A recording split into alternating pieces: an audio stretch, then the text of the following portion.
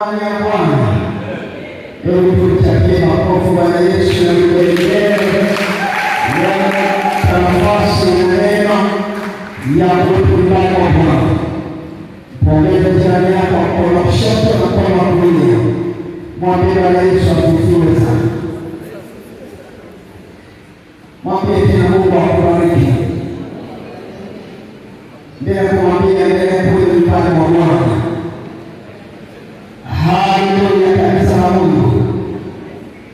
Siku nyingine tena ambayo Mungu ametupa nafasi na kibali cha kuweka nyumbani mwa Bwana ili tuangalie maneno ya Mungu, tuyatafakari maneno ya Mungu, maana neno la Mungu ndio uhai wetu, neno la Mungu ndio uzima wetu. Tunakwenda na kuishi kwa sababu tunalo neno la Mungu. Haleluya, haleluya, haleluya.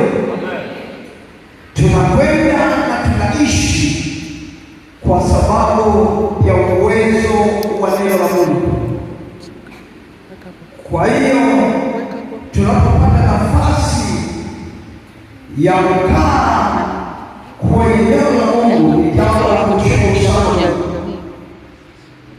Tunaendelea na somo letu ambalo tulikuwa nalo toka wiki iliyopita na tutaendelea nalo mpaka wiki ijayo.